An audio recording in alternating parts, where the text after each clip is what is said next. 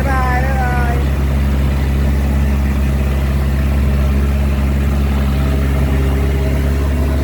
ไปไหนกันครับไปไหนกัน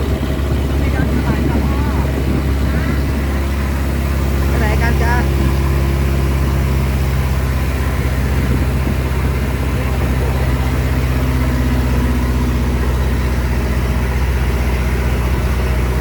ไปไหนกันไปไหนกัน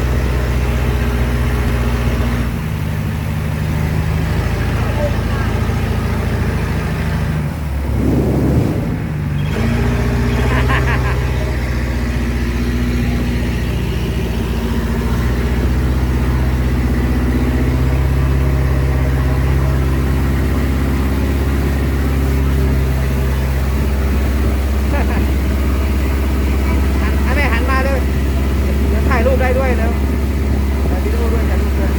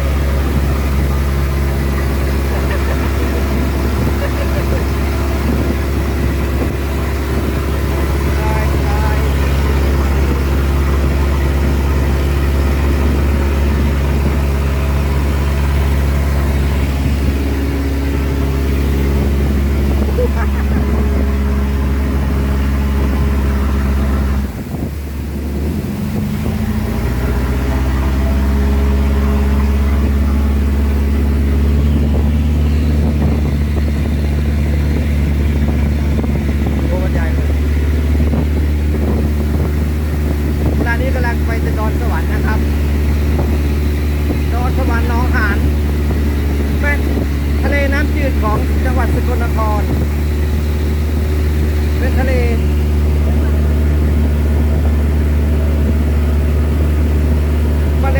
น้ำจืด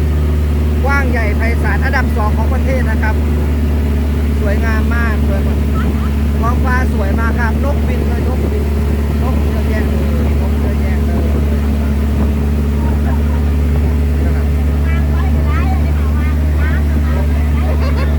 เดี๋ยวมันลุกเดี๋ยวมันตก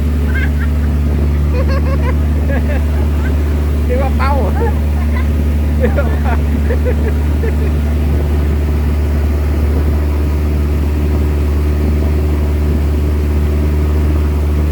ถ่ายภาพได้ด้วย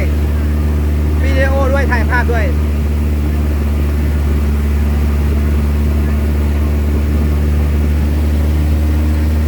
เกาะน้อยเกาะน้อย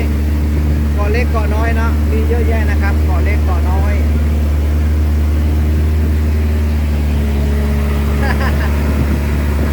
ถ่ายรูปได้เด้อถ่ายรูปได้ตามองกล้องหน่อยจะถ่ายรูปได้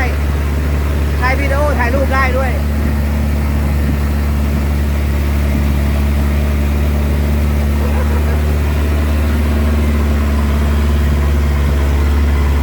ข้างหลังข้างหลังข้างหลังข้างหลังสวย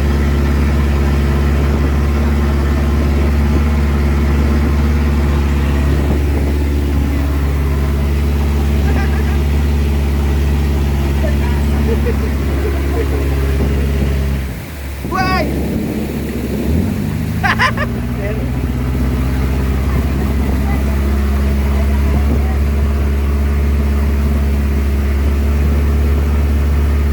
ยืนมาดิยืนมาดิยืน ยืนคู่แล้วยืนคู่แม่ยืนคู่แล้วแม่เอากล้องมาเดี๋ยวเอาคุณขวัญไปยืนก่อนเอามือถือมาคุณขวัญยืนก่อนเนาะไปยืนหัวเรือ ไหน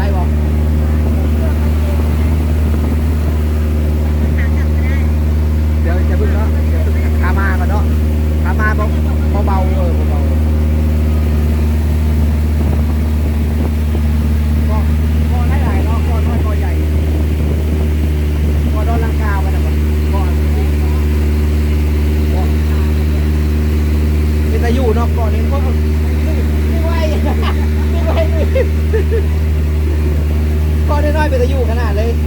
ก็ส่วนตัวนะเนาะก็ส่วนตัวเนาะไปสร้างคอนโดอยู่เนาะก็ส่วนตัวเราจะน่าขึ้นแล้วเฮ้ย